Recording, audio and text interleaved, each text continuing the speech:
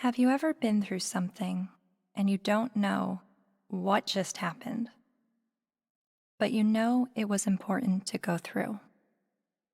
This is that journey for me.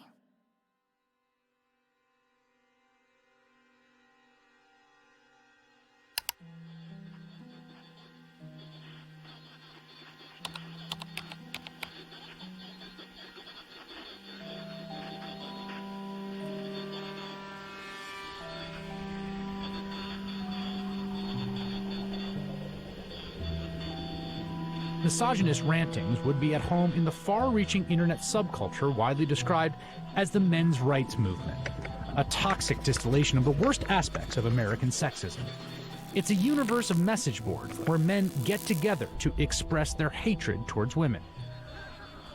Well, I thought men's have all the advantages in the world these days. That's utter nonsense. Men are routinely ground up in a family court system that is misandrist and biased against them. They are the majority of the homeless. They are the majority of suicides. They are the majority of the drug addicted. They are the majority of the unemployed. They are the majority of school dropouts. They are a majority of those in prison. How do we know that they're not the cause of these problems? I can't There's a believe what I reason just that heard women you live say. longer, Mark. Let me tell you. It is because we are stronger Yeah. and we are happier at the end of the day than most men. And that is factual, and you know it. When men are married to women who scream like you, they just want to die sooner. I'm not sure. When you have women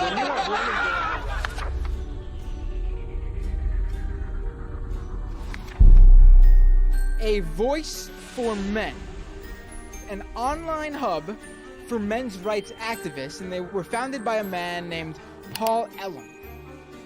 It's a website called A Voice for Men that's run by a man named Paul Elam, which is male spelled backwards, but it is his real name, apparently. It's a gathering of women haters. The Southern Poverty Law Center has classified that group and men's rights groups as hate groups. He wrote a piece declaring the month of October to be Bash a Violent Bitch Month. I mean, literally to grab them by the hair and smack their face against the wall, he wrote.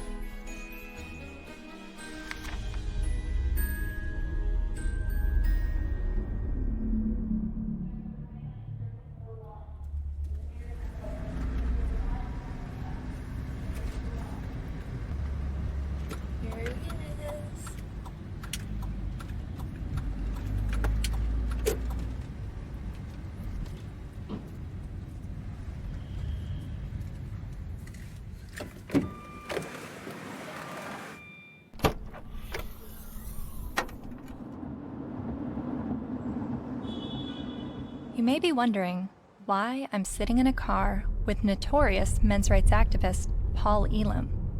That's a valid question. And to answer it, I need to start at the beginning of how I became a feminist. I was a quiet kid preferring to observe from afar. My mom put me in theater classes when I was 8 years old to break me out of my shell, and I loved it. So much, to the point that I decided to move to Hollywood when I was 18 years old to become an actress. What I wasn't prepared for was to be pigeonholed as the blonde who always died. Billy?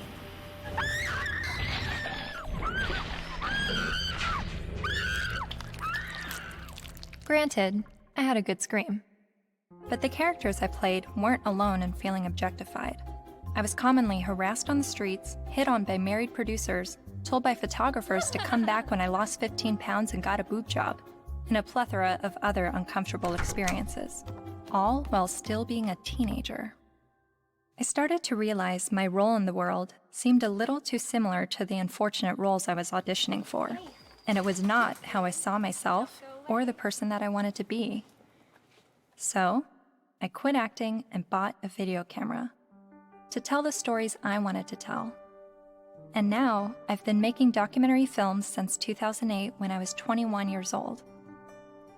Most of my work has been about women's issues and sexuality. I've covered a range of topics from the phenomenon of purity balls to reproductive rights, single motherhood, and LGBT rights. After releasing my film in 2012 about marriage equality, I was at a loss of what topic to explore next. And that's when two horrific stories broke the news. two-star high school football players in Steubenville, Ohio, have been found guilty of raping a West Virginia teenager. The video shows the former Steubenville student callously joking about the incident. That's like rape. It is rape. Bro, they raped her. You know how you do it? Bro. They raped her. This is the funniest thing I've ever They raped her harder. Outrage across India as a 23-year-old woman, the victim of one of the most horrific rapes India has ever heard of. A 90-minute horror for a 23-year-old medicine student on this bus. Gang raped and beaten. Her friend assaulted and thrown out of the bus. Every day, every woman is facing violence on the streets. I started to research this rape culture.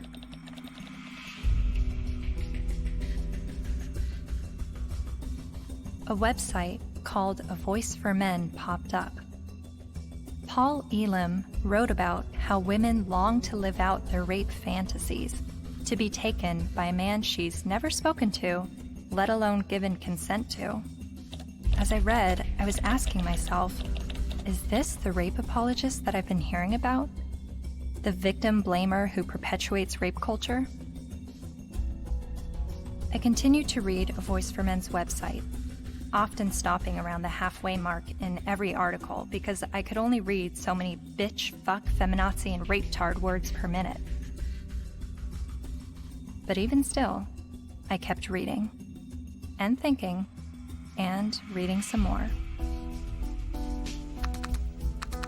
I was trying to understand how these, what I perceived to be women haters, could have so many followers.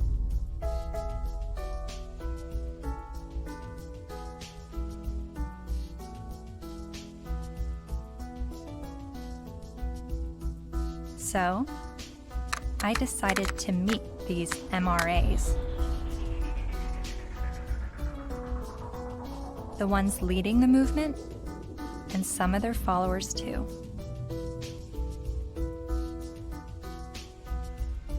And this begins my journey down the rabbit hole.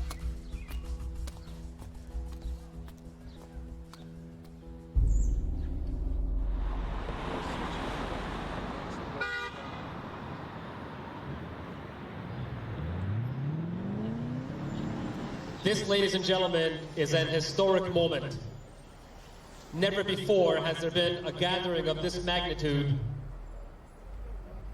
to support men's and boys' issues. We have got serious problems. I have been working in this area advocating for the rights of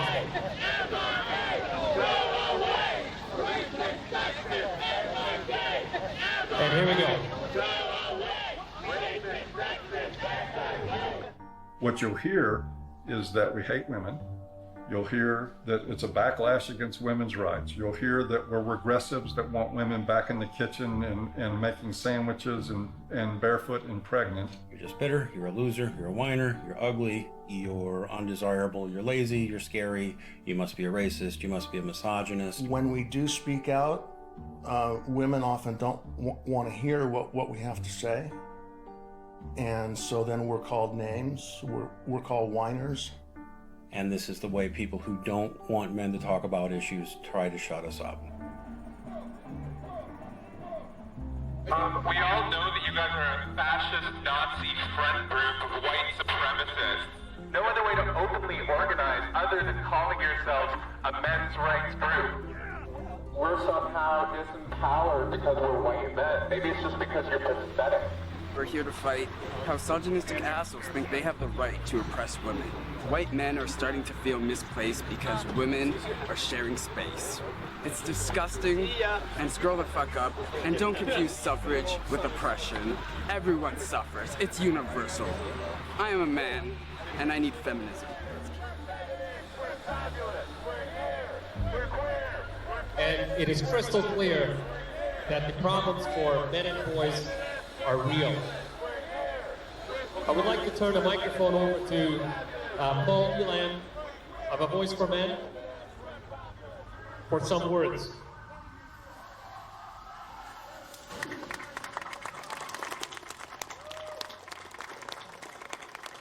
This is a historic day. I've never seen a gathering like this out of concern for the general state of affairs for men and boys in this culture. And as trying to articulate the entire platform of the men's rights movement is kind of like trying to understand a snowdrift one snowflake at a time. It's a very, very complicated matter. Just consider this, that 93% of workplace fatalities are men. 4 of 5 suicides are men. Men are dropping out of higher education at very alarming rates. We're down to 38% now of college students are men, and it's dropping rapidly. Male suicide, male abuse, male unemployment, male homelessness, male failure in education, male health issues. We've got the paternity fraud issue, the wrongful paternity issue, a false allegation issue. Men are sentenced to 63% more prison time for the same crime as women. They're less likely to see a doctor. They're less likely to have health insurance. The family court system truly is biased against men. I mean, there's just no question about it. It's really the pro-choice for women only movement, because men, they're denying men any kind of choice once a child is conceived. Her body, her choice, right? Think about men.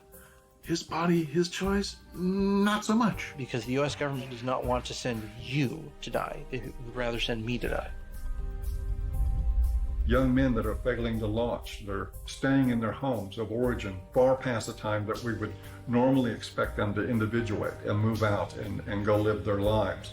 We have video game addiction, we have pornography addiction, we have the abuse of young boys with drugs like Ritalin to manage their behavior. Almost all victims of autism spectrum disorders are boys. Boys are most likely to be homeless, most likely to get cancer, most likely to die young and of every major cause, most likely to be arrested, prosecuted, imprisoned, and even executed while being completely innocent. It doesn't matter what their race is, it doesn't matter what their ethnicity is, it doesn't matter what their religious or non-religious views are. It doesn't matter if they're gay or straight. Men and boys are in crisis, and they need your help and they need your support, because they are human beings too. And you will not shame me or anybody here into silence about it anymore.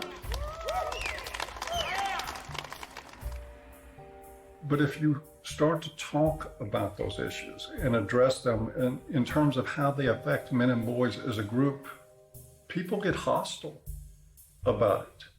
The idea is that men have all the rights, they've always had the power. But if that's true, why can't men talk about their problems? And that's what really got me interested in this to begin with. Shortly after I began filming men's rights activists, I realized my own views were being challenged. I kept a video diary throughout filming, and I've decided to share some of those diaries with you. I really do feel like learning about the men's movement and their specific issues, the issues that they have issue with, it's hard for me to completely understand them and just automatically feel welcome in that space of talking about these issues, because at least with feminism, whenever I heard about the issues that feminists were fighting against, I always felt like I had something to draw from and experience to be on board with that. And that's always been why I've been drawn to the feminist movement, is because a lot of what they spoke about I had personal experiences with, and with the men's movement I have very little personal experiences with the issues that they talk about.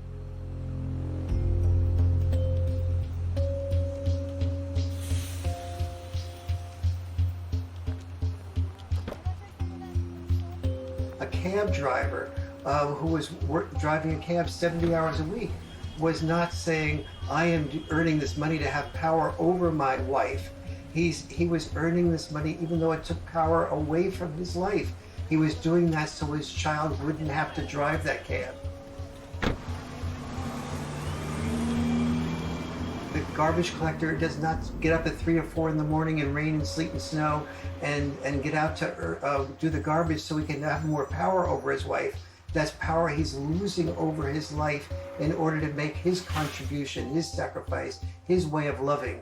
And this has been translated into the culture of, you make more money than women do, you must therefore have more power. Meet Warren Farrell, best-selling author and self-styled social anthropologist, leading an assault on our traditional thinking about men. I asked my girlfriend at the time to buy me as a gift, I think it was for Christmas or for my birthday, Warren Farrell's book, The Myth of Male Power, which she did. And it just changed my whole life. And his premise was, while women are often seen as sex objects, men are often seen as success objects. And this resonated with me. He wrote this book that questioned our notions of power, of who had power and where it was. And it questioned the roles of men, but not the way feminists had always questioned gender roles. Every society that survived based on its ability to train its sons to be disposable. Disposable in war as warriors, disposable in work as firefighters, as workers on oil rigs and so on, coal miners, and indirectly, therefore, disposable as dads.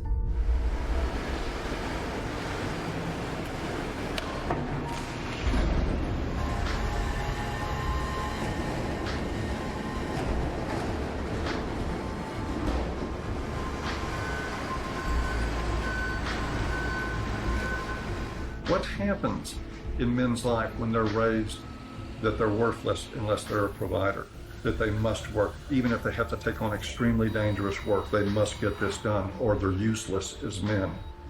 That is very, very powerful stuff. See, feminism did see accurately that we value male work more than we value female work. But there's also the issue that we value female life more than we value male life.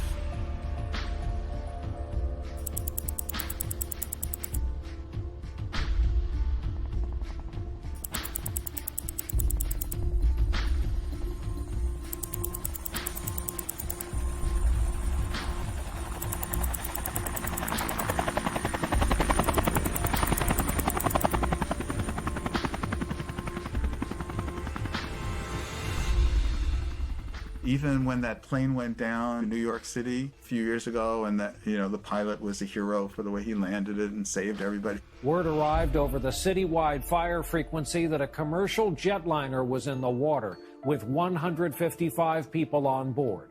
Then, over the next few minutes, the doors opened, life vests were inflated, and women and children first, everyone got off that plane.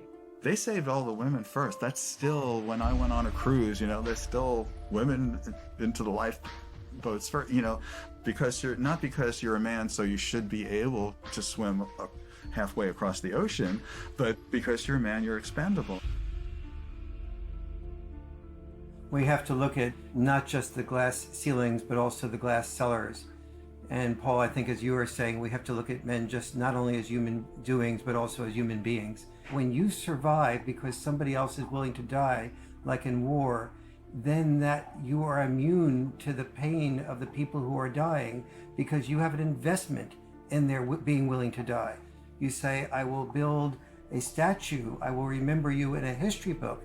But if you look at that from another perspective, that building of the statue or remembering you in a history book is a bribe to be willing to die so that I can live. But both sexes, in the area where they are rejected, tend to turn what rejects them into an object. So the area where men... I'm watching this lecture that Warren Farrell's giving in the 90s. I see some women in the crowd, and a lot of them have their hands folded, and there is a little bit of uncomfortableness by being a woman in a crowd of people while the speaker's talking about how men are oppressed and women have it so great. It kind of puts you on the defensive as a woman. And understanding that I feel that way makes me wonder, are men having their arms crossed, listening to a feminist speaker talk about how men have all the power and women are oppressed? Are men feeling like,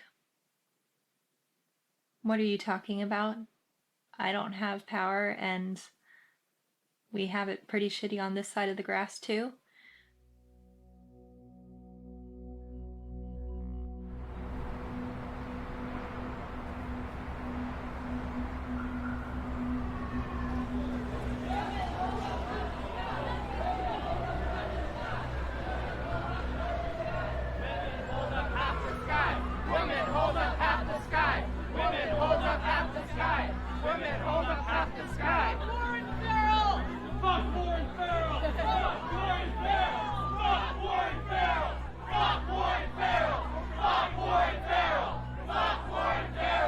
In 2012, Dr. Warren Farrell was speaking on behalf of men's issues at the University of Toronto in Canada. A feminist group protested the event. Be fucking ashamed of yourself. You're fucking scum. You are fucking scum. Fucking rape apologist, incest supporting, woman hating, fucking scum. Is there someone else that can wait?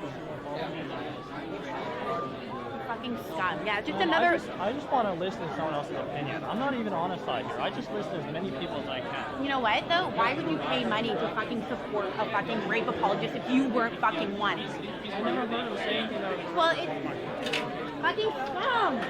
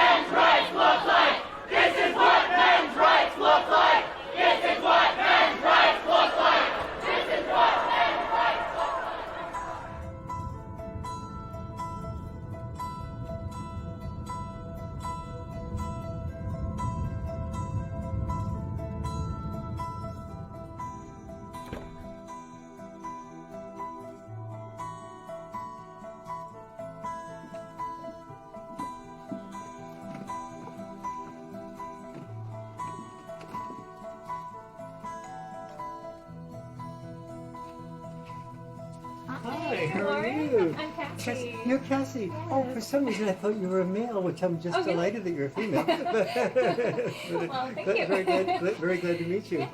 Come on in. Thank you. Thank you. But Farrell wasn't always so attentive to men. In fact, for years he focused almost exclusively on women's issues, rubbing shoulders with feminist leaders like Gloria Steinem. And he's still a card-carrying member of the National Organization for Women. I believe that women cannot hear what men do not say. And he's got a lot to say to both men and women in his provocative new book, The Myth of Male Power. I was making a very significant amount of money speaking around the world on behalf of women's issues alone. I went through a period of forming men's groups. And then when I listened to them, I thought, well, gee, this will be really helpful to present to audiences so that they can understand not only women's side, but men's side too, because I was really totally in the feminist camp.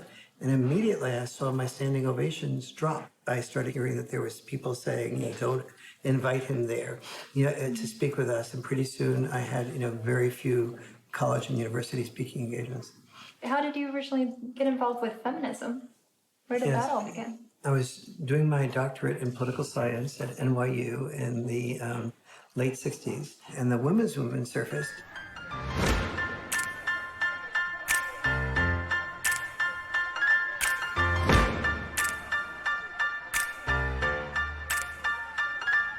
And I started to say, this is the most exciting thing I've ever heard, because I'd heard of civil rights, gay rights, But suddenly, women were saying, I don't want to be confined to just being a homemaker or a secretary. And so it's like, why shouldn't women be encouraged to do everything they possibly can do? And at that point in time, I saw a lot of women marrying men that they weren't completely in love with, but the man earned a fair amount. And so I thought, that's just a form of prostitution extended over a lifetime. How depressed that must make a woman.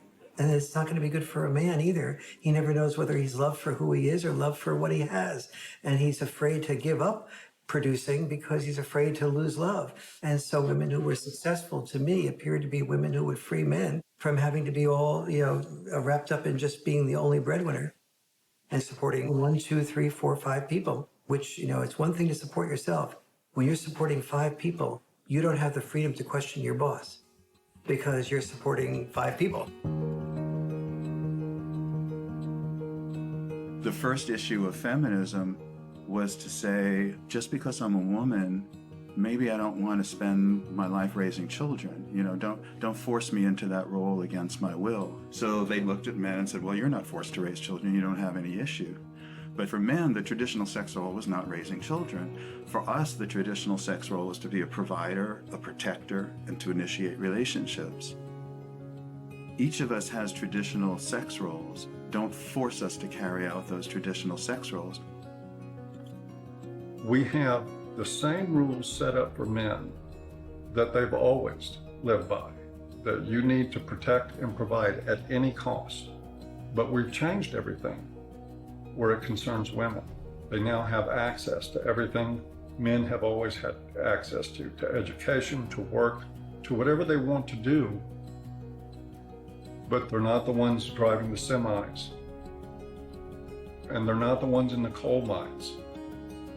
You don't hear the National Organization for Women complaining that there is just not enough female ditch diggers. It is still men carrying the lion's share for what it takes to operate and maintain this society. And it is still the expectation that if somebody's going to go down with the ship, it's going to be men.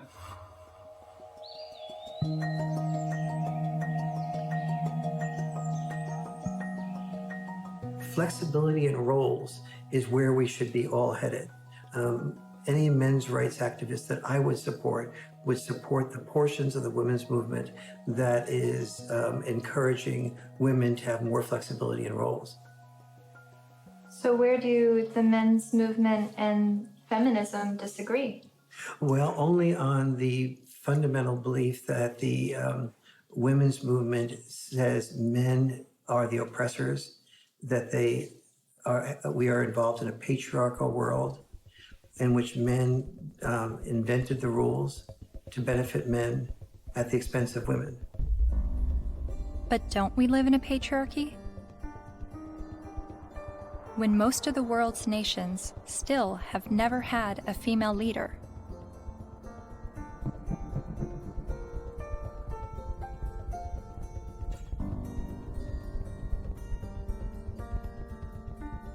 And less than 5% of CEOs of Fortune 500 companies are women.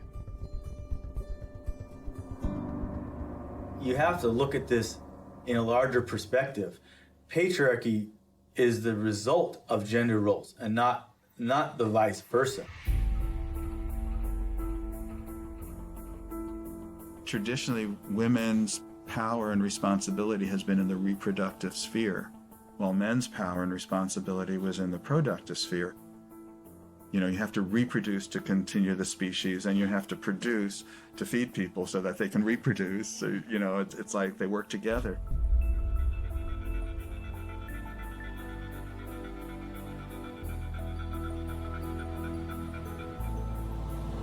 And most cultures divvied up roles because women were responsible for childbirth and were more likely to breastfeed. They're not more likely to, they did the breastfeeding. They tended to be involved in the role of raising children. Men tended to be involved in the role of raising money or making a killing of the animals or making a killing on Wall Street. But those were our obligations. So that's why industry was male-dominated and government was male-dominated, because that was our job. And so what we call patriarchy is men giving into the expected roles that they're supposed to give into, and many of those roles are very harmful. Working exceptionally long hours, difficult hours, dangerous jobs, getting killed on the job. Even politics, a lot of people describe as masochism.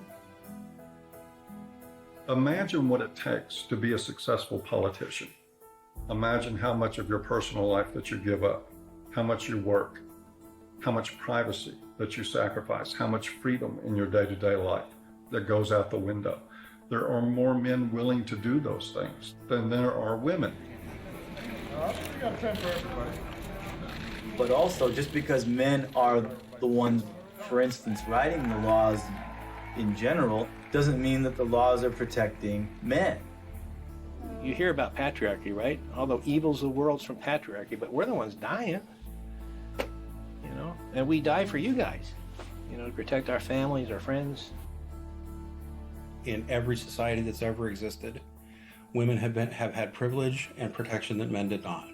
For example, we never hear about how men were excluded from the Forced Labor Convention of 1930 for years. The Forced Labor Convention was an international treaty that banned slavery and forced servitude, but it made an exception for able-bodied males ages 18 to 45.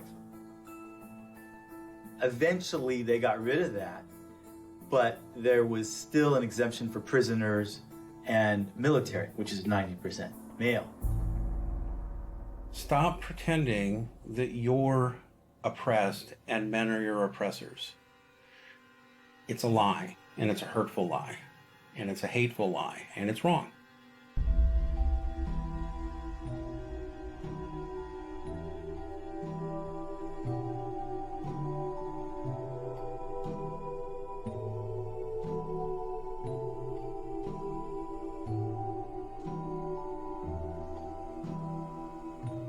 You talk a lot about the red pill in A Voice for Men. What is the red pill? Oh, it's sort of a cultural slogan. It comes from the movie The Matrix, where the character Neo is given the choice between a red pill and a blue pill. You take the red pill, you stay in Wonderland, and I show you how deep the rabbit hole goes. And if he swallows the red pill, the scales will be peeled back from his eyes. He will see everything that he hasn't been able to see. And if he takes the blue pill, he'll just go back to sleep and live in his sort of unaware, semi-comatose state forever and probably be a lot happier. It's a pretty apt analogy. So what is the blue pill in this world? Well, the blue pill is the paradigm that most people live by, that men have all the power, that they've always had all the power, that domestic violence is a problem that's committed by men against women only, that sexual assaults are only committed by men against women, that women don't make the same money for the same work as men. Teach men not to rape. Only men can stop rape. Men commit domestic violence. We need to stop violence against women instead of just stopping violence. That is feminist training. The MRAs say that we live in a blue pill world where women are victims, men are perpetrators, and it's all a lie. And that we're brainwashed to believe this, and that it's not true, and that men are slaves in this world, and women are... I don't think women are necessarily the puppet masters, but I think they're saying that women have the easy way out, and men are, they're given medals and statues and written in the history books to justify them dying and being slaves to work or being used to progress societies.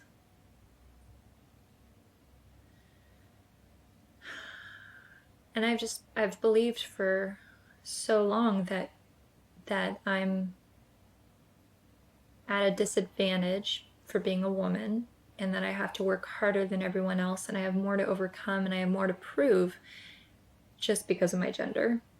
But the MRAs are saying that this is all a lie, and that guys are actually the ones that are disadvantaged and discriminated against. And actually, the more I learn from him, the more I think thank God I wasn't born a guy.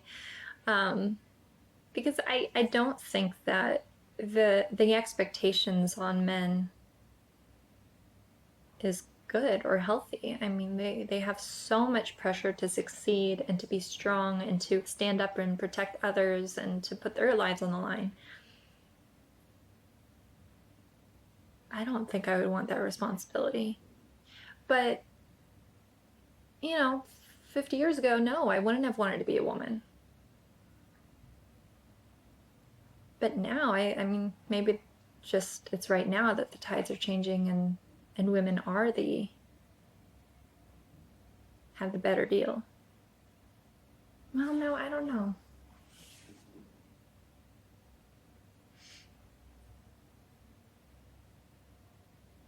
And then sometimes I think the MRAs are just duping me and giving such a strong pitch about what they believe in to convince me of something that's actually just some out there theory that men are discriminated against and women have the advantage. Yes, this is Cassie J. It's regarding a documentary about the men's rights movement, and we're looking for feminist voices now to speak in the documentary.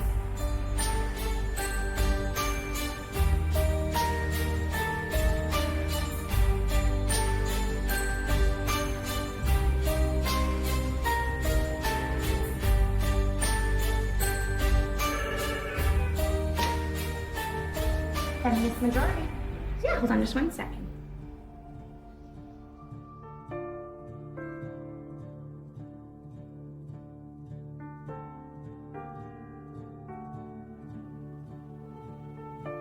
So I realized, okay, I need to bring some feminists into the mix, make sure that we have that side spoken for. I was researching rape culture, and so that's how I stumbled across a website called avoiceformen.com. So some of the people that we've already interviewed on the MRA side is Paul Elam with A Voice for Men. Yeah. Are you familiar with him? Oh, I'm familiar with them. I've never met him. Yeah. Obviously, they spent a significant amount of time and energy denouncing me, so I figured I might as well have a look at what they say. Yeah, really, the men's rights movement is part of the backlash. The backlash? To feminism. The men's rights movement really got going as women began to make gains, and some men have felt threatened by the opportunities that have been opened up to women. And I don't know if it's because some of them feel threatened that they now have to compete with a lot more people for their jobs. They now can't get into the best schools if a woman or a girl has better grades. Think about it. Grandfather's generation probably had it pretty well, right? All of his needs, his shirts were ironed, all of that was always taken care of. Well, grow up. Realize the world has changed. And as much as the MRAs would like things to go back to the way they were, and use the argument that women have an advantage now, no person looking at the data can possibly say women have an advantage. We're just beginning to get a level playing field here. It's not tilted in our favor, I can tell you that. And they know it. They know it. But it's the constant distortion of the data. It's the spinning of a situation to make it look like women are somehow getting ahead, getting an advantage they don't deserve. It's part of the backlash. Political organizing comes from a feeling of victimization, which is why the men's rights movement makes that claim that men are the victims of discrimination.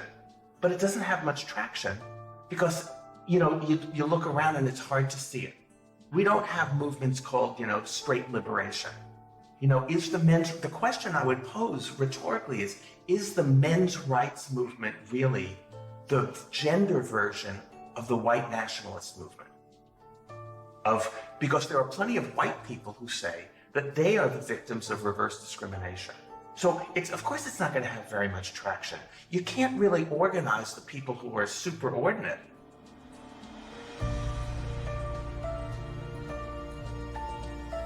So do you think that men are being discriminated against in any way? Not under the law. Men are not disadvantaged under our laws. Or in the business world, as a class, men are not underrepresented on corporate boards or at the top of the Fortune 1000 companies. In the corporate world, in the business world, in a lot of parts of academia, in the military, in the sports world, still pretty much a male-dominated world, and where a lot of the privileges and power and status accrue to men. Men are advantaged over women, no question. No one can debate that, not with a serious, not in any seriousness.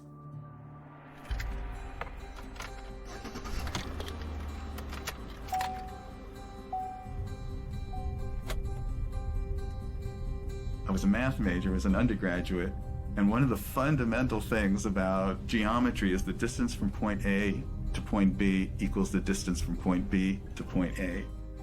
And if women are so different from men that men can't understand the female experience, we need to listen to women to describe it, then the male experience is so different from the female experience that you can't understand it. You need to listen to us.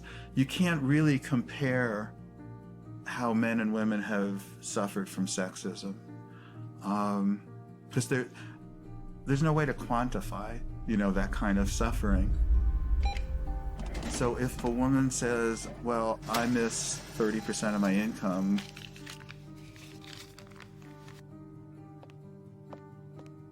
more than you miss 6 years of life,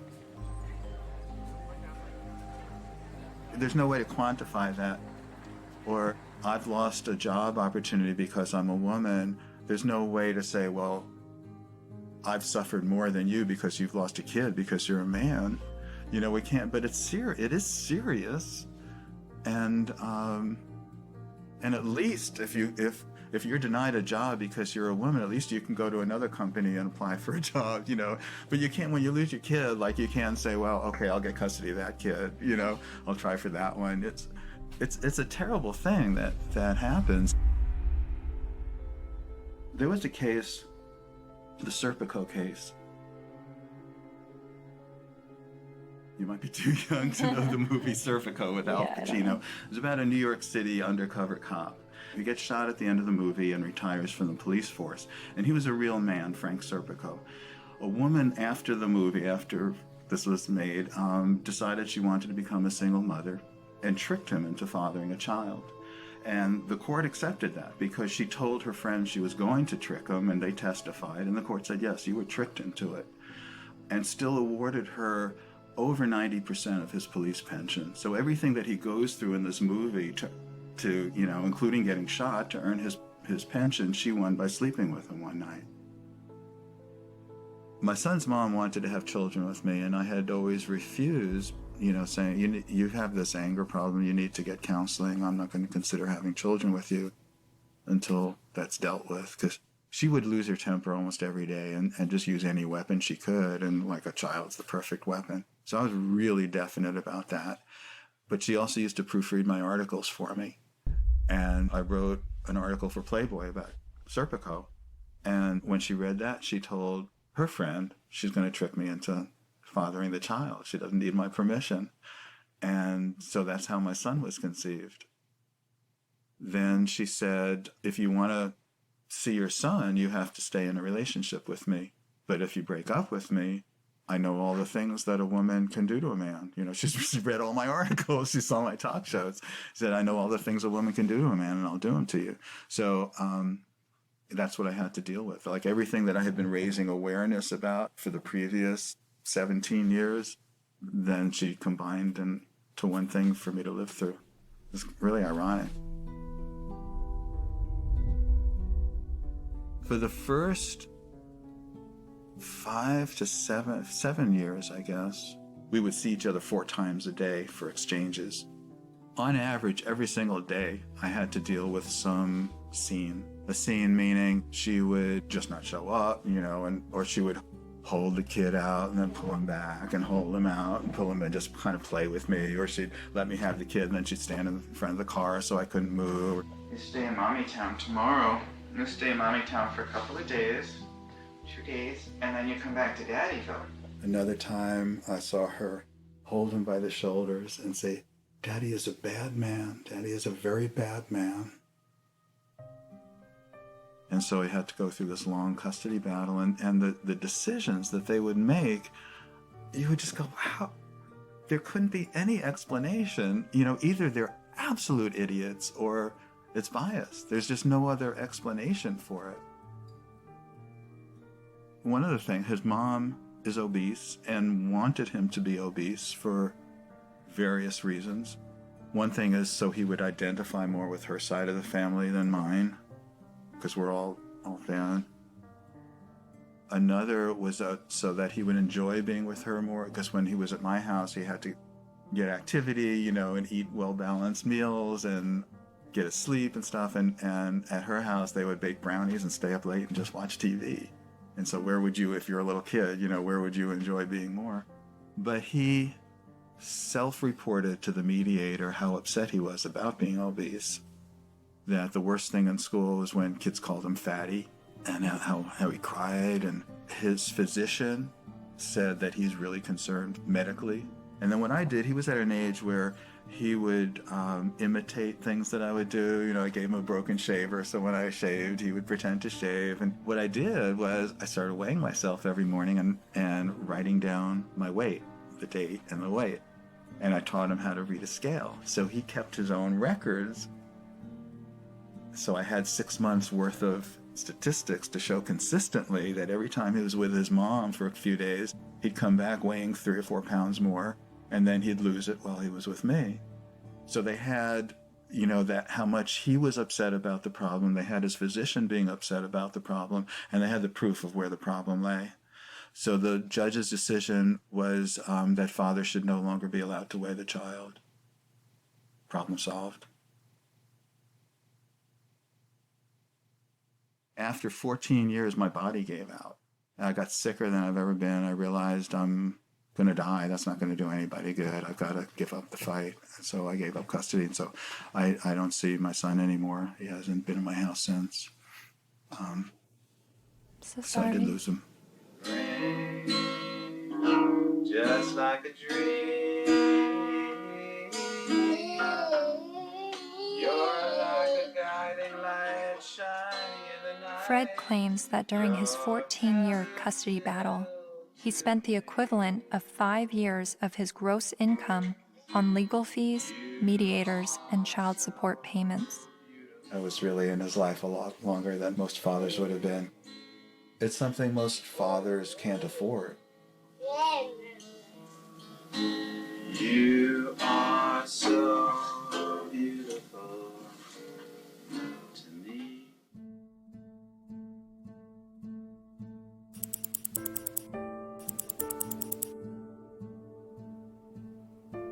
We generally know that fathers don't get as good a deal in family court, and we don't really complain about it until it happens to us. And even then, a lot of men don't. Many men's rights activists come into being men's rights activists as a result of getting a divorce, wanting to be equally involved with the children, and realizing that women have the right to children and men have to fight for children. When your family courts run on the supposition that mothers are more fit to be custodial parents and that fathers are more fit to provide a check every month and to become what we like to call Uncle Daddy, where they visit their children. To me, that's one of the greatest obscenities in the world, the idea of visiting your own children, where you get to see them for 2 hours on Wednesday night, and you get to have them for X amount of hours every other weekend, and you have no say in how they're brought up.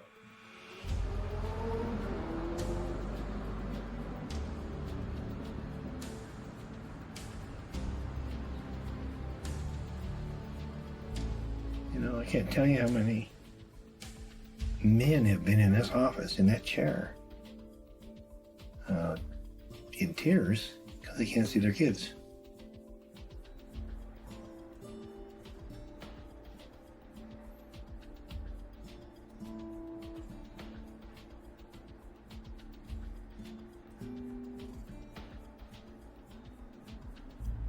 some of this stuff ends up in horrific consequences. Like this gentleman here, that's his little son. They found him dead. Not the son, but the young man. In the desert with a bullet in his head. Day before the family court, where it became known that he was going to get to see his little guy even less. And of course, he'd been falsely accused one time after another. It had destroyed his life. It had bankrupted him. It had driven him into debt. It had caused him to miss work. He was about ready to lose his job. He was in the end of his rope, so he just decided to end it. The unfairness in the family courts, the unfairness in the way child support is so often structured, it's commonplace and it's everywhere. And the more you start to become conscious of it, the more you realize that it's there.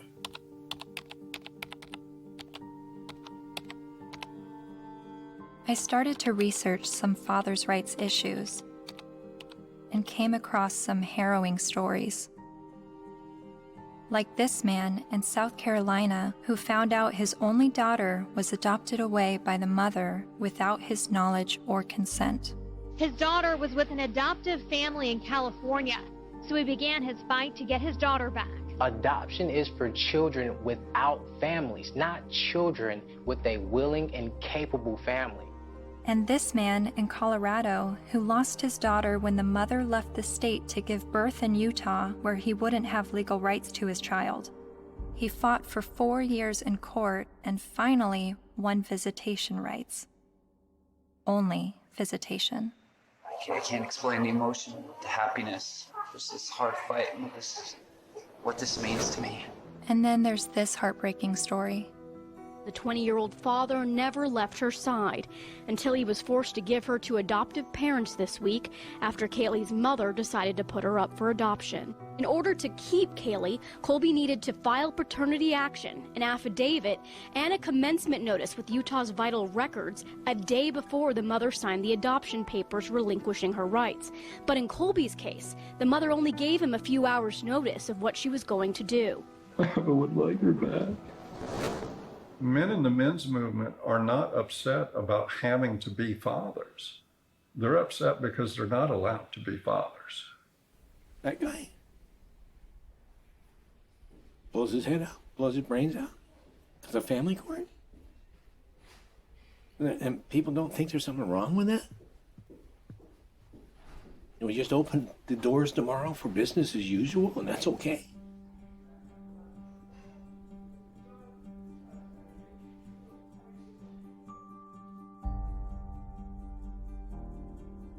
I've always thought of feminism as being the fight for gender equality. And yet, I've never heard about fathers' rights and the injustices going on in family court. Why is this? I decided to ask gender studies professor Michael Mesner. Well, I'll just say I don't think it's. I don't think that a lot of their assumptions are correct to start with. There's no doubt that there have been some men who get just screwed by court decisions and custody cases. But I think when you look at the broader patterns, it's still the case that in intact heterosexual families with kids, women are still doing the vast majority of the housework and childcare, and there's a lot of sort of father absence, lack of participation by fathers. Some of whom I think then after divorce happens, end up suddenly wanting equality, as fathers when they haven't really been participating equally as fathers before. So to me, it always kind of swings back to the feminist perspective of how we need to push for full equality across the board, including before divorces. If we have that, then we might expect more symmetry after divorces happening. The more I researched fathers' rights, the more I realized how deep this rabbit hole goes. Not only in the amount of issues, but also in the vast array of perspectives on these issues. I decided to create a flowchart of what I thought fathers' options might be following a surprise pregnancy. I then put a green line for the paths that I thought would be good turnouts for the father, and I put red lines for the paths that seemed to not be good for the father. Then I created a flowchart for women's options, and did the same with green and red lines. And as I stepped back, I saw all the red lines for the women's options if she does not want the child. But something dawned on me. Of every path the biological father could go down, he's at the mercy of the woman's sole discretion. Although women have very difficult choices to make, she at least has the choice. But for biological fathers, they have no say over their parental destiny.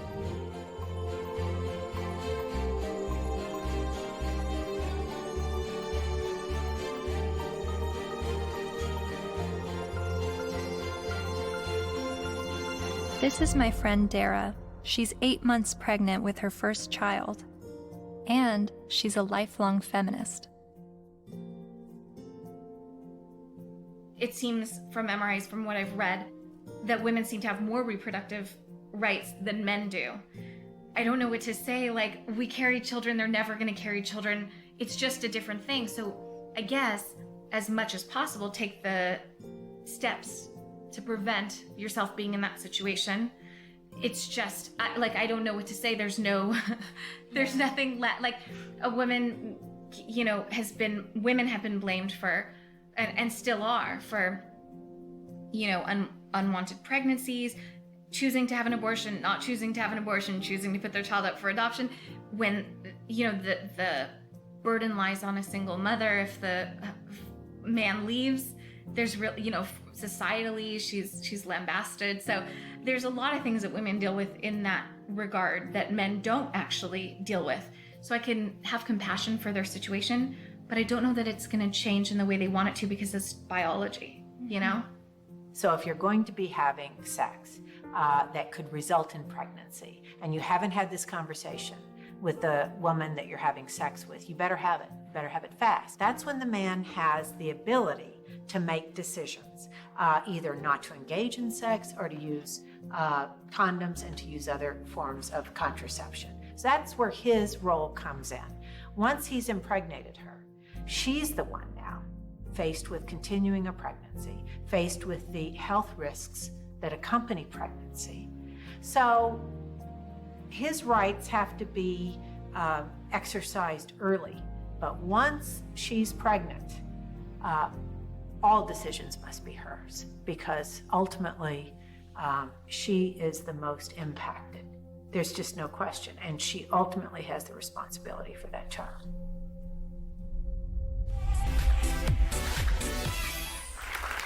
So before we were married, he promised me we would have 2 kids, and now he doesn't want any more.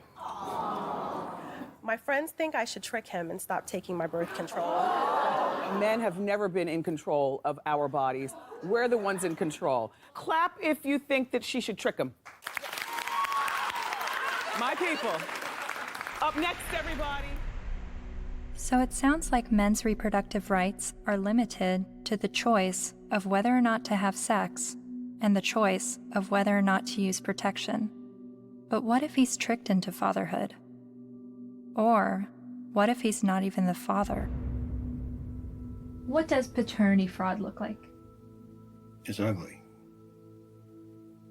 It's extraordinarily ugly. And we have to distinguish between paternity fraud and wrongful paternity. What's the difference? Wrongful paternity can be innocent. Okay, we went to a party. I had sex with 6 guys. I think it was when I was hanging out the window I got pregnant, but I wasn't sure. But, you know, if anybody knows that guy's name, would you please have him call me? And then she names one of the other guys, and he didn't have sex with her. It wasn't malicious. It wasn't intentional. She wasn't trying to harm anybody. She was just trying to figure out who it was. Wrongful paternity. More often, and less facetiously, okay, I'm married, I had an affair. Obviously here, there's all sorts of problems because there are more victims than the person who's named as dear old dad, who may be the wrong one. There's everybody involved in the family, like a situation in Texas where the family had 5 little towhead kids, all guys, all little blondos. And all of a sudden, one day, one of the little blondo kids gets in trouble, has to go to the hospital. They can't get a hold of mom. They get a hold of dad. Dad rushes to the hospital, needs to give blood. Whoops. Can't do it. Wrong blood. What? All the kids look alike. Turns out it was the guy down the street. You've heard of this case? No, it's a real case. So what happens to this family? Can you fathom what happens to this family? How do you think the kids feel when they find out dear old dad isn't dear old dad and it's the guy down the street? How do you think dad feels? That these 5 little boys that he still loves dearly, when he finds out they're not his bio children, but he still can't tear away because he loves them. He's devoted himself to these. How do you think it feels? I mean, it's horrific. Horrific. That's not wrongful, that's deliberate. So that's paternity fraud. That's paternity fraud. She knew who the father was and lied about it. Paul was right when he said, trying to understand the men's rights movement is like trying to understand a snowdrift, one snowflake at a time. There are unique fathers' rights issues that vary between unmarried, married, and divorced dads. But there are also men's rights issues for non-biological fathers. Like this man who is facing jail time for failure to pay child support for a child that DNA tests prove isn't his. Carnell Alexander still owes more than $30,000 to the state for a child that's not his because the mom wrote his name down because she needed to name someone in order to get welfare benefits. And I had to put him down as the father. That was the only way I can get the system. I'm almost homeless. I'm almost in jail. I'm out of work. My money is being threatened to be taken. He says the law needs to be changed so when this happens, as it often does, other men don't become dad by default.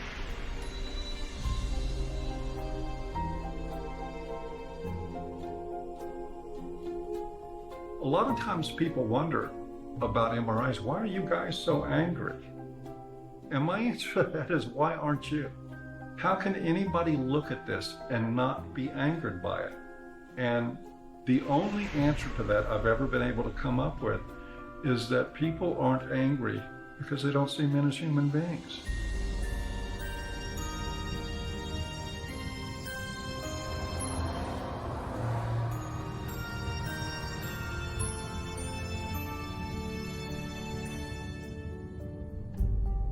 I continued traveling North America, meeting MRAs from all walks of life, hearing their personal stories, their red pill moments. I met a young man who was sexually abused when he was 16 years old while living at a residential home for people with developmental disabilities. She's the only woman I've done anything ever with, partly because it just messed me up so much. She continues working there. She hit me in the face. She actually hit me throughout the house, chasing me throughout the house.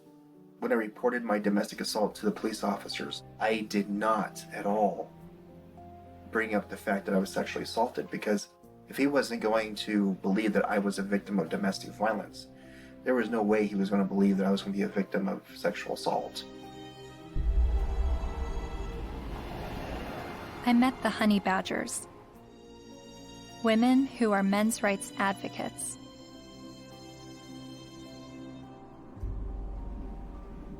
And then there was a 15-year-old boy, there was a 35-year-old woman, and then later on she came out of jail and she was able to collect child support from this boy that she raped. Yeah. After getting out of jail. So there's lack of fairness for men in the court systems. When police officers would show up to domestic violence case, there was often men were just taken away without asking what even happened. It's just presumed that men are the criminals. I was assaulted several times, and I never got any help. I went to the police still bleeding a couple of times. And one police officer said, I'll never forget this. He said, if she starts hitting you again, you better get out of there fast, because if she just breaks a fingernail trying to hit you, we'll arrest you. I mean, I can't tell you at this point how many guys I've talked to who are like, yeah, you know, she stabbed me and they put me in jail. Not only are there endless studies that show women are just as violent as men are, when I would talk about it, invariably, men would start coming out of the woodwork with stories. Stories they were afraid to tell, stories that they got laughed at for, stories that they got blamed for. It's hideous. This is not flattering to men, to talk about men's vulnerabilities. No. To talk about the ways that they are not strong and that they are, well, weak. And to be honest about it, it's not flattering. A solution for both genders is that we need to be able to recognize how men are vulnerable, and we need to be able to recognize how women are actors. Because we have a huge blind spot, especially when women do bad things.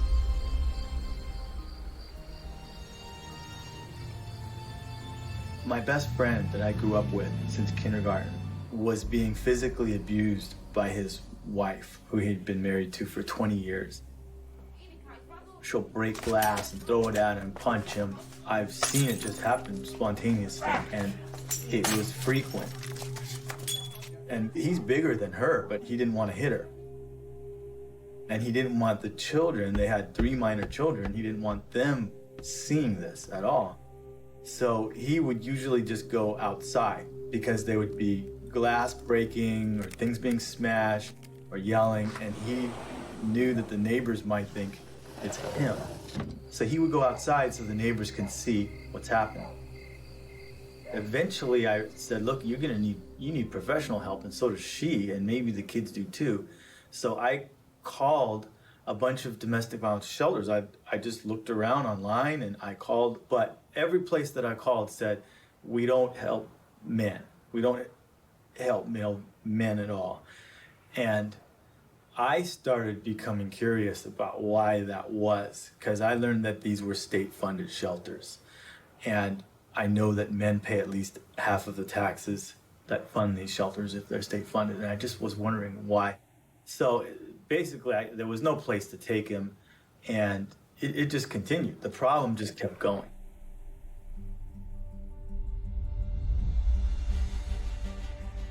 In the United States, there are over 2,000 domestic violence shelters.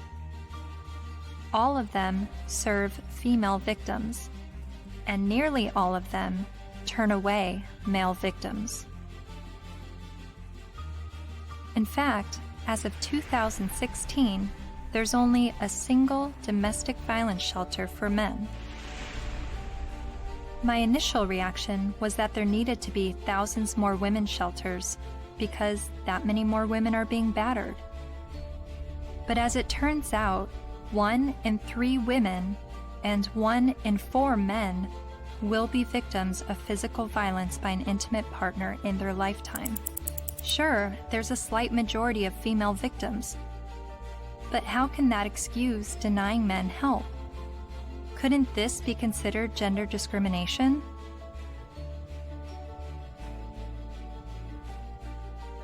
Think of it this way. Roughly 78% of all suicides are men. If suicide prevention services only served men, wouldn't we see the gender discrimination immediately? If there are over 2,000 women's shelters that turn away men, and only 1 shelter for men, obviously the resources don't match the need. How are you involved in the men's rights movement? Well, from the very beginning, when I first opened the Refuge, which was in 1971 in Chiswick in London, almost as soon as I took the women in, I got a house for men. A Voice for Men's editor-at-large, Erin Pizzey, founded the first ever women's shelter in 1971, and she is widely revered in the men's rights community. Because you see, what I knew from the beginning, most domestic violence is consensual. Both are involved. Sometimes one's the perpetrator, the other plays the victim, then it crosses over. It's not as though it's just all men or all women. It's both, and occasionally innocent victims, very innocent. Battered children grow up to batter, that's what I learnt, whether it be a man or a woman. And I now know that if a woman comes in with a history of violence in her own childhood, the chances are she will be probably violent to her children, and she will want to live on this knife edge of crisis and danger.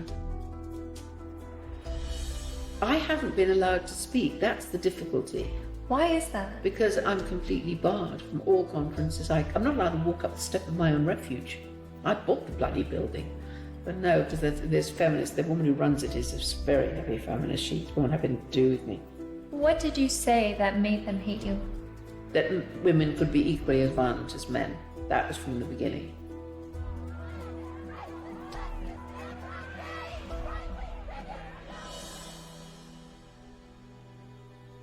Erin Pizzey says that 62 of the first 100 women to enter her refuge were just as violent as the men they left, and violent towards their children. But there's levels of violence, isn't there? I do not affect that I'm violent. Well, I'm violent. So am I. You know, I'm very violent. Well, And yet- verbally, and you know, I could quite easily hit somebody. You know, very, very easily. And I've had an argument. But the feminists I've met have an entirely different take on domestic violence.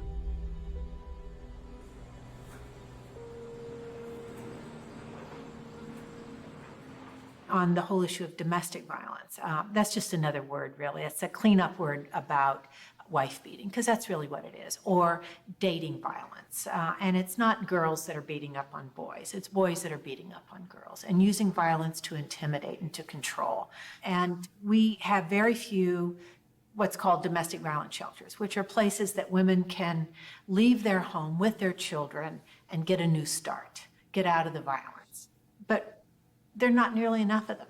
We need more funding and more resources, because it is a tremendous disadvantage for women and girls.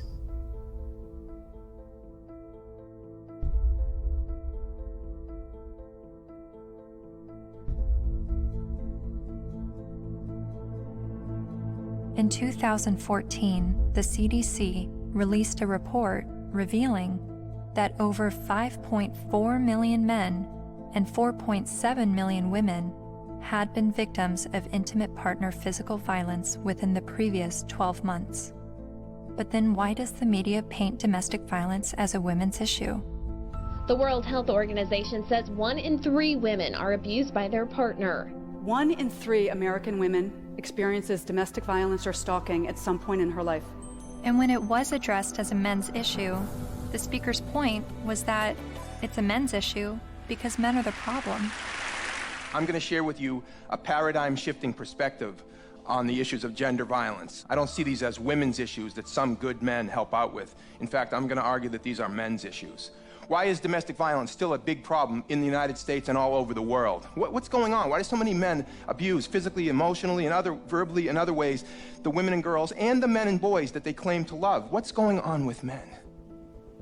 Let's grant every single empirical case as being true. Yes, it is true. Let's just say, it is not true, but let's just assume that there is gender symmetry in domestic violence, that women hit men as much as men hit women. If I were to say that, I would say, and therefore we need boatloads more funding for domestic violence to develop shelters and adequate interventions, because there's this hidden epidemic of men who are being beaten up by women. Or I could say, as the men's rights movement do, therefore we shouldn't have these shelters and we shouldn't fund them because the women are all lying. Well, it seems to me that if you really believe in gender symmetry, it's not that you want to, you're not questioning the number of women. You're just saying the number of men in society. You would want to join with women who are anti-violence to say, we have a real problem here. You know, it's not even a gender problem. It's a problem of women hitting men and men hitting women. We've got to get boatloads more funding. Let's work together. That seems the logical response to this. But instead they're saying it's like a zero-sum game. If we fund the women, then we're going to ignore the men. Well, we're not going to ignore the women because we all agree that the levels are as high as we say. But it does sound like a zero-sum game when only women are receiving services in domestic violence situations. And of all the men's rights activists I've met, none of them question the number of female victims, but they are calling attention to the high number of male victims that are being dismissed. So why aren't men's rights activists and feminists working together? Michael Kimmel briefly said something that made me wonder.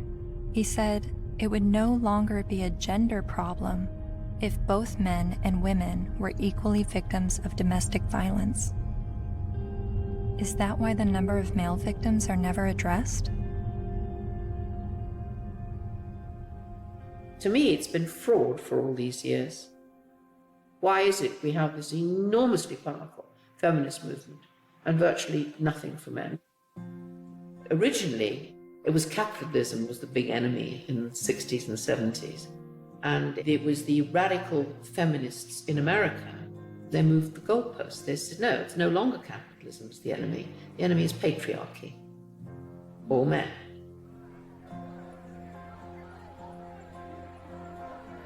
And that's how the women's movement began. And it was enormously successful.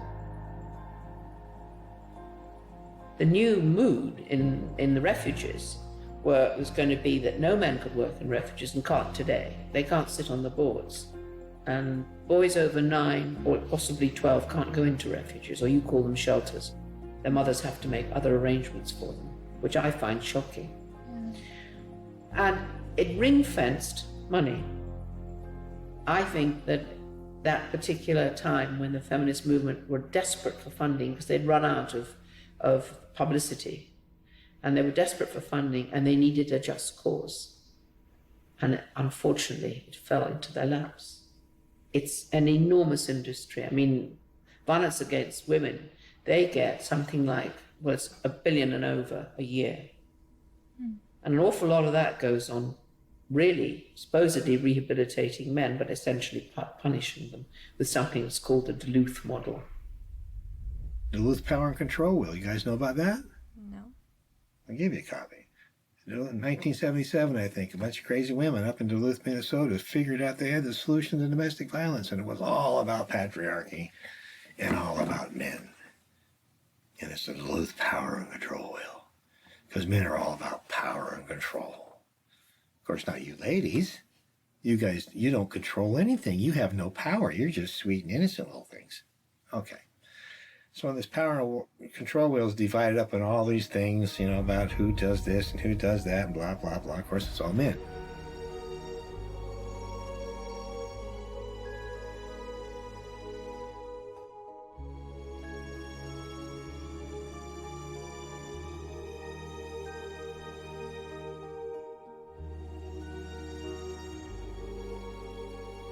The entire domestic violence industry was founded on that. I think it's still 37 or 32 states in the United States that by law they have to use the Duluth model for better intervention programs, and it's all shame, blame, and guilt driven. If you're a man and you walk in, you must admit you did it up front or you're in denial. There's no debate, there's no discussion, there's no possibility that you could be falsely accused. The criminal justice system could have made a mistake. None whatsoever. You are in a state of denial, and you will complete that course or you're going to go to jail. You will be re-engineered. That's frightening. Frightening? Yes, that's frightening. I think it's terrifying. Absolutely terrifying. All I had to do, I had a simple choice. I could just say, yes, you're right. Men are the enemy. No problem. But I couldn't. I absolutely couldn't.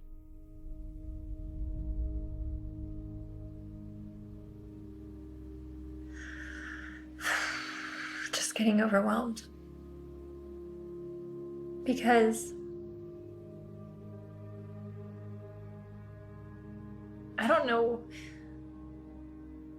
where I'm headed with what I believe and what is right and what is wrong and who is wrong and who is right, and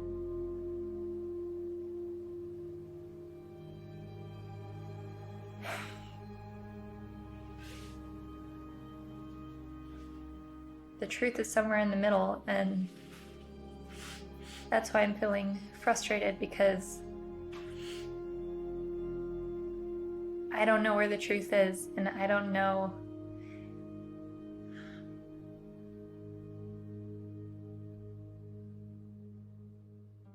When I decided to make a film on the men's rights movement, I never anticipated questioning my feminist views. But the more MRAs I met, the more I felt compelled to remind myself why I was a feminist.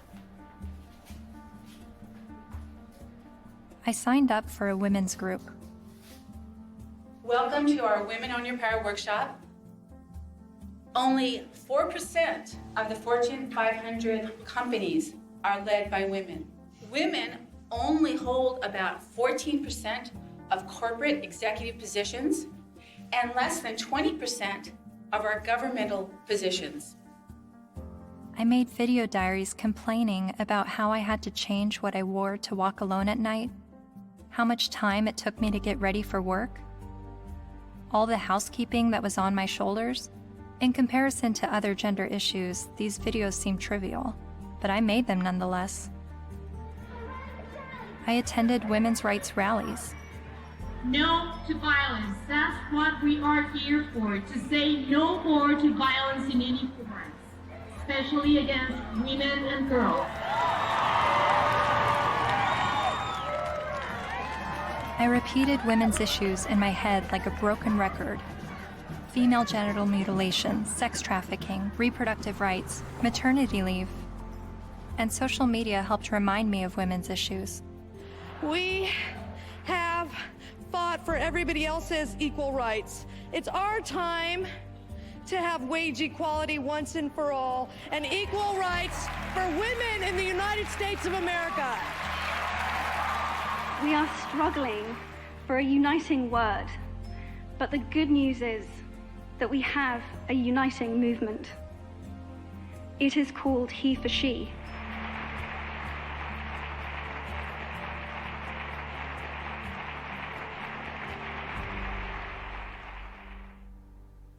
Whenever I hear the MRA's point of view about how difficult it is for them, I immediately go to, well, what about us? What is it like for us? And then I get on the defensive and want to make sure that women's struggles are also heard.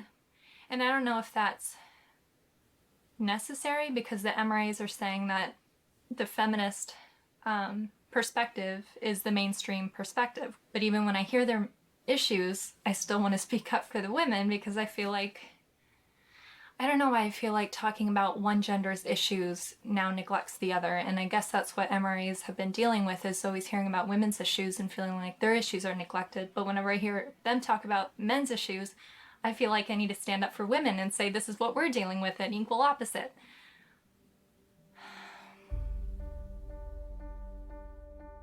I met with men's rights activist Karen Strawn late one night in a noisy bar.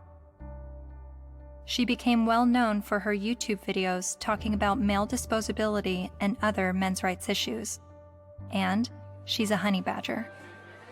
Part of what I do and what I research and what I think about is the reason psychologically why feminism seems to be such a comfortable, warm blanket emotionally for so many people, men and women alike. And it's so comfortable that it will make them not see things that are right in front of their face. Look at Boko Haram. Hundreds of young girls, fast asleep in their beds, are awakened by the sound of gunfire. Armed attackers have stormed their boarding school and set fire to dozens of buildings. Nearly 300 of them are dragged from their dorm, loaded onto trucks, and carried away deep into the forest. From New York to London rallied yesterday demanding that the terrorist group Boko Haram bring back our girls. It just gets to the core of you, This unconscionable act was committed by a terrorist group determined to keep these girls from getting an education. And what happened in Nigeria was not an isolated incident.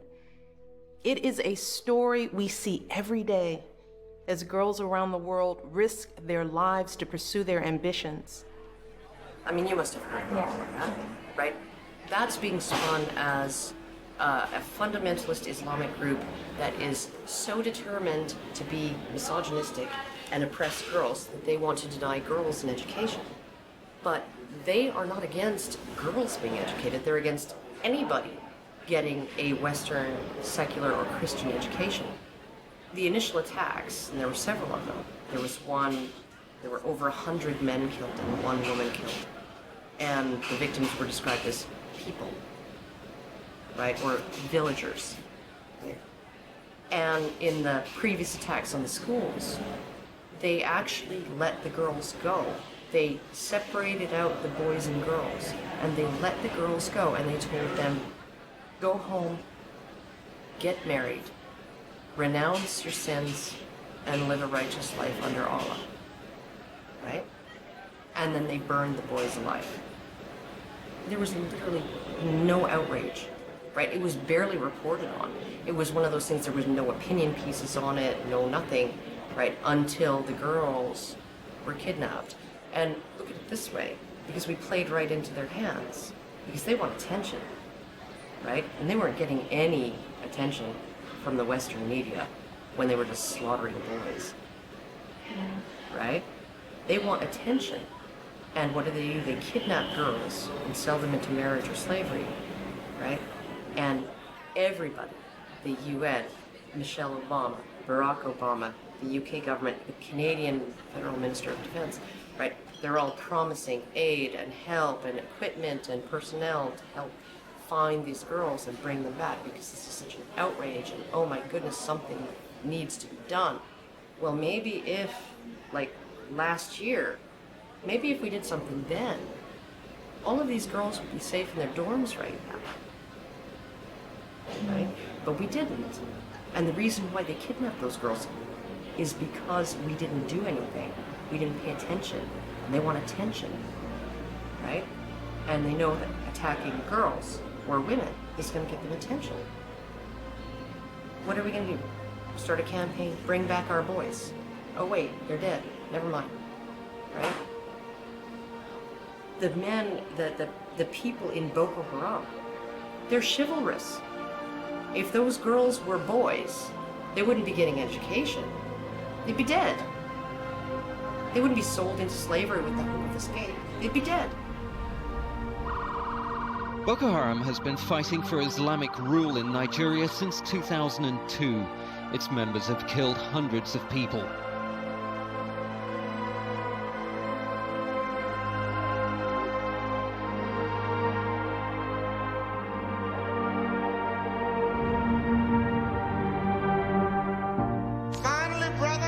At least 69 dead, although some reports put the number at about 150 and scores more injured. For that day when we shall lay down our burdens and study war no more. Finally, brethren, after a while, the battle will be over. For that day when we shall lay down our burdens and study war no more. Finally, brethren, after a while, the battle will be over. For that day when we shall lay down our burdens and study war no more. Finally, brethren, after a while, the battle will be over. For that day when we shall lay down our burdens and study war no more. Finally, brethren, after a while, the battle will be over.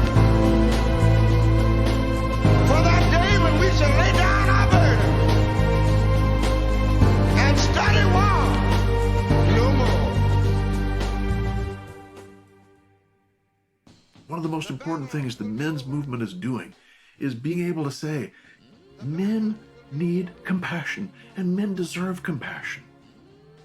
And to have that happen, I'm not expecting it in my lifetime. It's an ocean of pain out there. This stuff we're talking about has been going on for so long. And nobody listens. Nobody cares. It's one thing when you look at what happens to women and you feel normal, healthy outrage about it, and that should happen. But when you can look at what's happening in our courts to men, in our medical establishment to men, in our schools to men, and yet we remain so cerebral about all of it. Yes, well, that is certainly something to consider. If it were happening to any other group, we would be having protests from coast to coast. And the fact is that it is happening to men every day, right in front of our eyes, and people will get angry at you if you try to talk about it. That's how deep the prejudice runs. But there have been protests, not with the intention of shining light on men's issues, but rather with the goal of silencing any discussion of men's issues. Like at Ottawa University, when Professor Janice Fiamengo attempted to give a lecture that questioned the feminist narrative.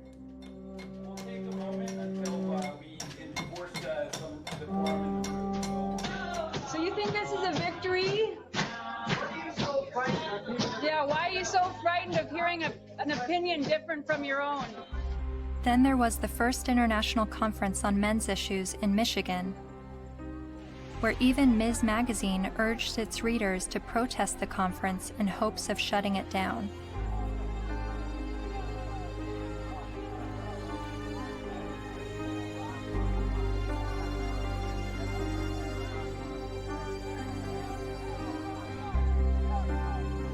But perhaps the most well-known protest of a pro-men's rights event happened in April 2013 at the University of Toronto, when the Canadian Association for Equality hosted a discussion titled From Misogyny and Misandry to Intersexual Dialogue. About in my 20s, when I went to Columbia to study art history, and that was in '68, and that was the height of the academy. And so suddenly I was confronted with the direct possibility of being drafted for combat. And I discussed that with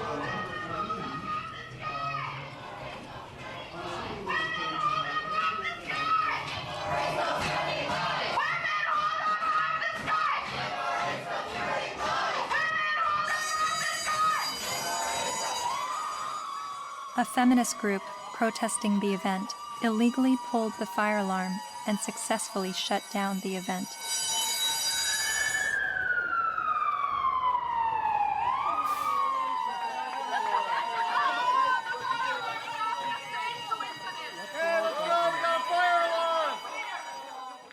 Once outside the lecture hall, feminist protesters and men's rights activists got to speak face to face.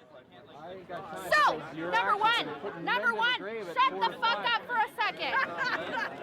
Feminists do not want you to lose custody of your children. The assumption that women are naturally better caregivers is part of patriarchy.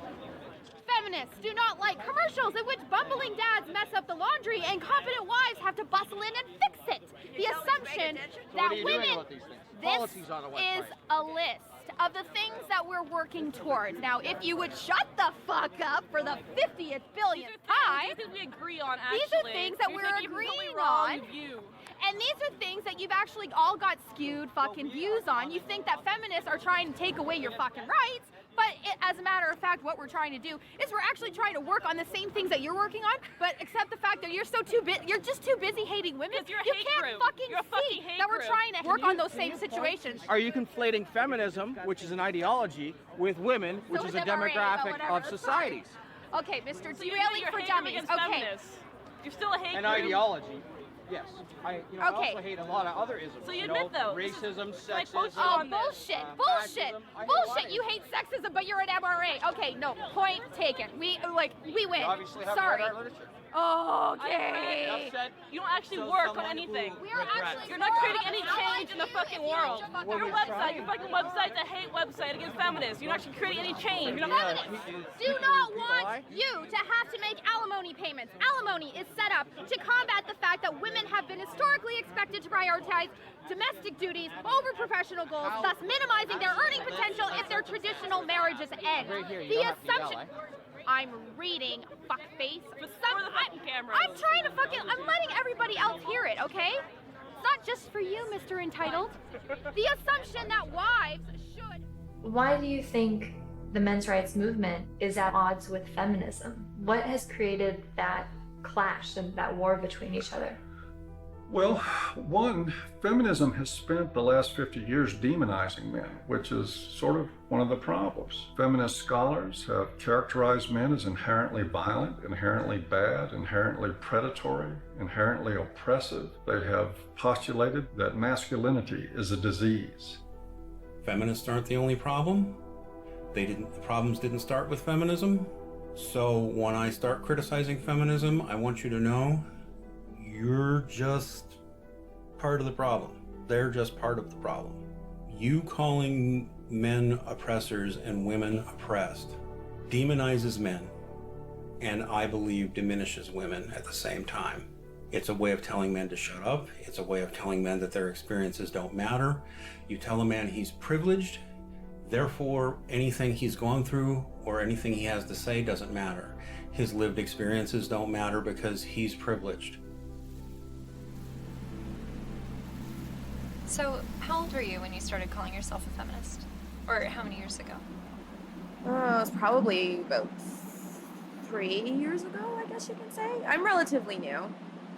Yeah, but I'm pretty loud, so violence only helps the oppressor, not the oppressed.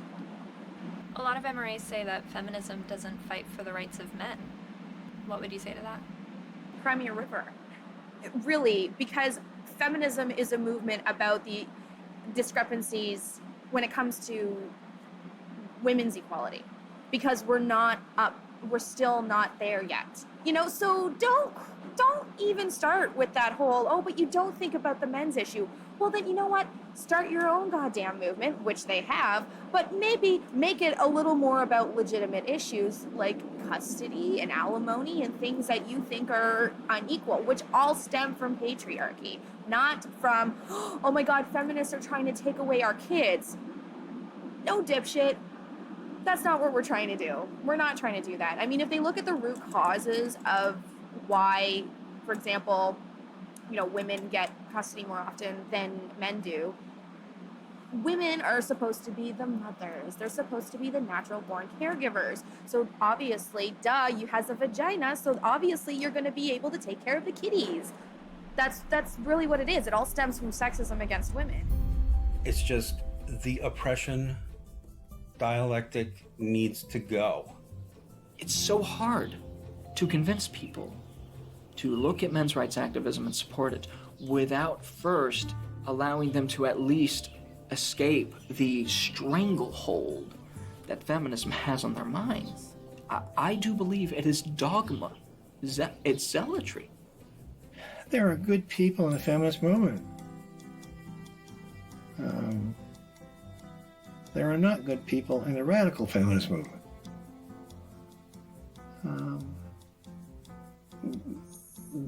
That system is based on hate. And hate is, in my opinion, hate's the most destructive force in the world. They're so quick to call us man-haters or misandrists. Misandry for life.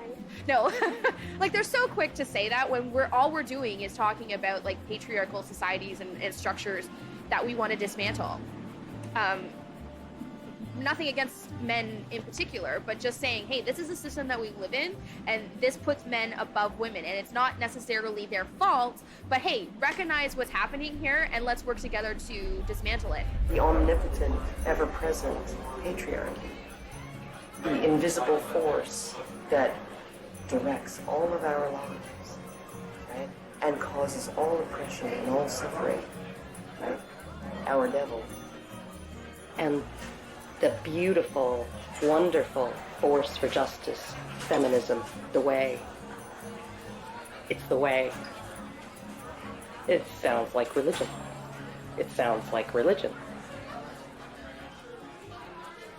And oh my goodness, for a movement that's only about equality and isn't blaming of men.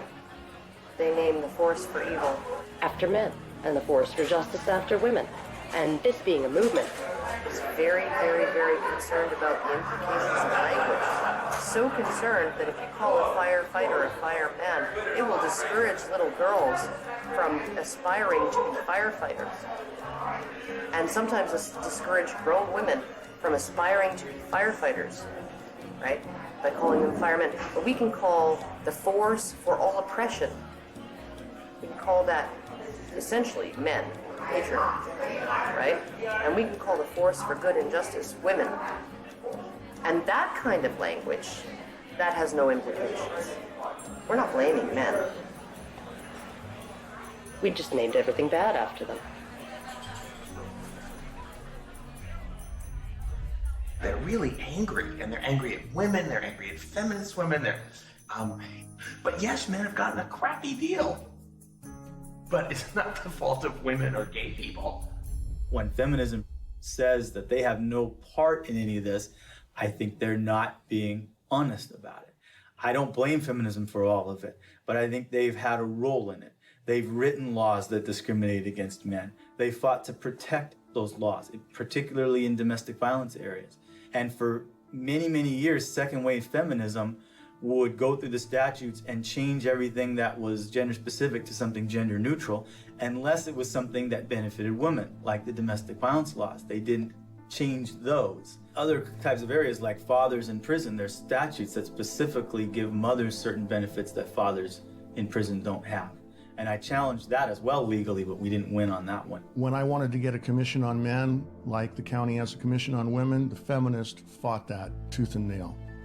When Prop 209 was before the California voters, which was to end affirmative action, every feminist organization opposed it. Every time men's rights groups try to pass joint custody legislation, feminist groups fight them. They fought us on paternity fraud. The biggest opposition that I have faced has been from the radical feminists that said, we don't want truth to be the standard, because if we did, they wouldn't oppose automatic DNA testing at birth. And in countries like France, they're saying, well, DNA should mean do not ask. Because it's now illegal to even get a test, and if you get a test without the mother's permission, you will be criminally prosecuted. In Sweden, they tried to create a man tax. In India, the men's rights movement is trying to get the rape laws to include male victims, and the feminist groups apparently are fighting that. I'm not saying all feminists are this way, but I think the ones who are affecting public policy, who have the lobbying power, I think they are. If you just look at their actions, they don't want equality for women. They want special privileges for women and girls. And even though they know in a lot of areas men do not have equality, they are silent. The commandant of the Marine Corps said that he thinks, and I quote, all eligible and qualified men and women should register for the draft, talking about selective service. Do you think women should also have to register for selective service like men? I have to think about whether I think it's necessary to go as far as our military officers are recommending. The idea of having everybody register concerns me a little bit unless we have a better idea of where that's going to come out. Where I want people to register, I want every young person to register at the age of 18 to be able to vote automatically. And I think if...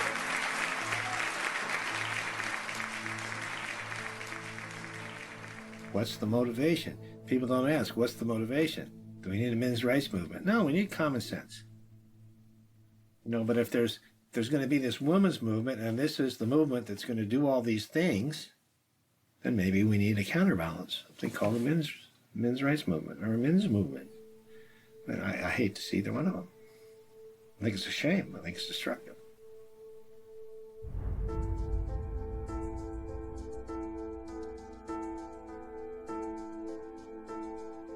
I'm hearing what the men's rights activists are saying, and I'm finding the sources to support what they're saying.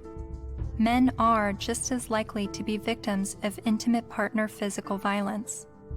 Men have little to no control over their parental destiny, especially when he's tricked into fatherhood or he's raising a child that he later finds out isn't his.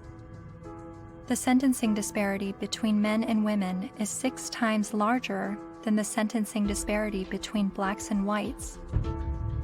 So while a black man may be sentenced to 10% more prison time for the same crime as a white man, a man is sentenced to over 60% more prison time than a woman arrested for the same crime.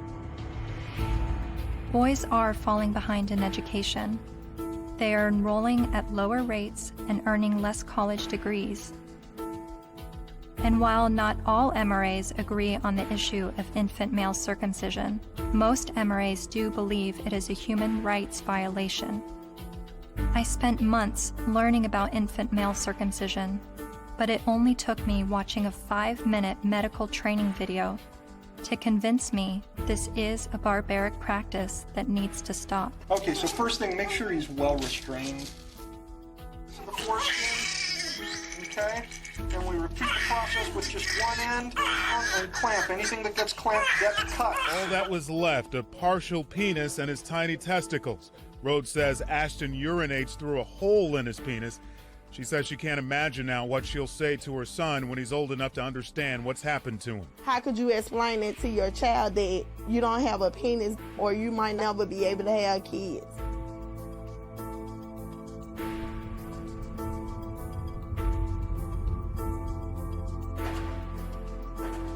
Yes, men are the majority of workplace deaths and injuries, war deaths, suicides. They have a shorter life expectancy. Warren Farrell makes the argument that prostate cancer and breast cancer mortality rates are similar, but funding disproportionately supports breast cancer research and awareness over prostate cancer. The red pill is about looking at these issues in an honest way, even when it's uncomfortable.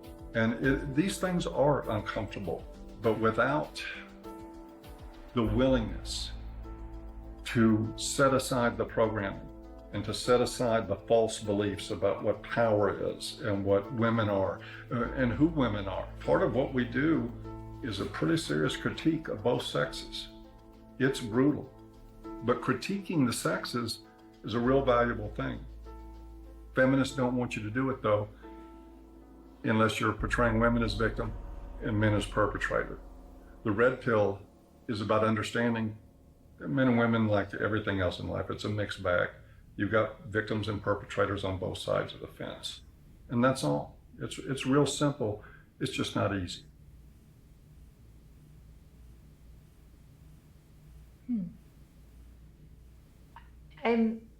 I think I agree with everything you said, but there's still some kind of unsettling doubt, and I don't know where that's coming from. I'm recognizing all of these very serious men's rights issues. But what I don't understand is how I could be agreeing with men's rights activists.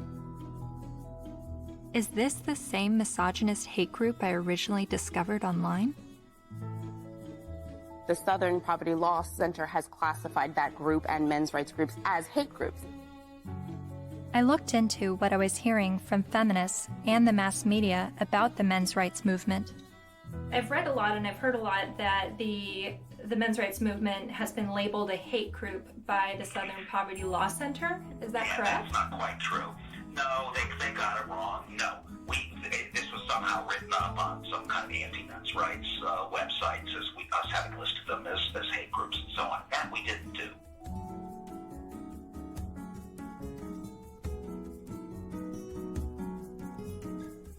He wrote a piece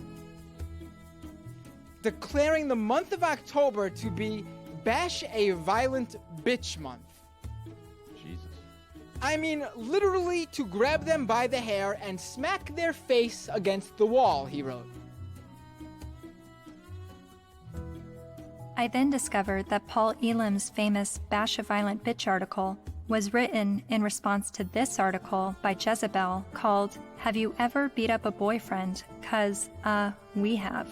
The article cited a study that revealed 70% of non-reciprocated violence was perpetuated by women. The author then went on to say that she conducted an informal survey at the office, and the gist of her findings was that many women had physically assaulted their man, and it was interpreted as either being funny or he was asking for it. I couldn't help but see the hypocrisy in a major feminist website making light of abusing men, and MRAs stinging back only to have the media paint them as the abusers. Something else to think about. Arriving on campus, boys will also see the effects of women's studies programs, now usually termed gender studies programs. Make no mistake about it, however, they are still women's studies programs. I teach in the gender studies program at Wagner. There are about 900 such programs worldwide, and about 400 of them are in the States. By comparison to those 900 programs worldwide, there is one men's studies program. In 4 years, Center for Men and Masculinities is to be established at a state of New York university, the one in Stony Brook. It will be headed by Professor Michael Kimmel, a sociologist. Its advisors will include, probably among the advisors are funders as well, the actress and fitness expert Jane Fonda, Gloria Steinem, and Eve Ensler, the author of Vagina Monologues.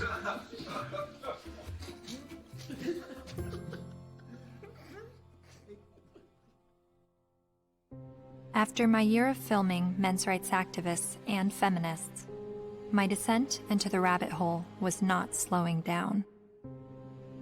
My education on gender politics was really just beginning.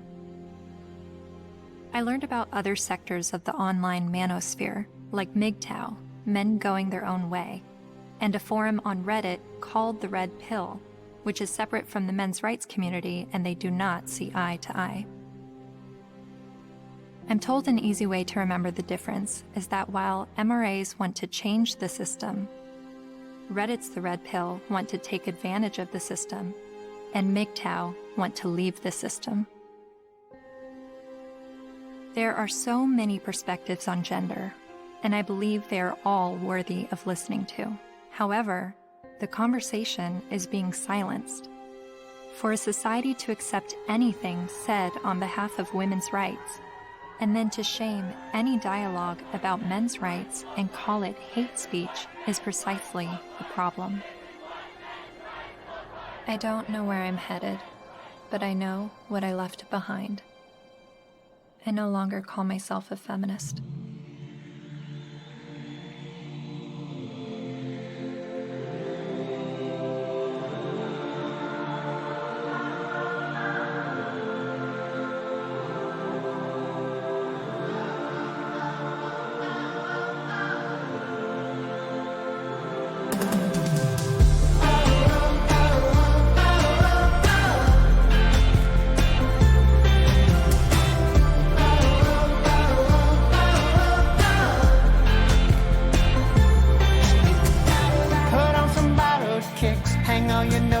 Up. It's never what it is. Wisdom is asking what. There is another side, down where the rabbit lives. My world will blow your mind. Just have a look at it.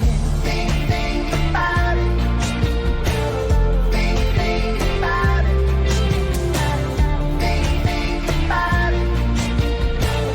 Think about it.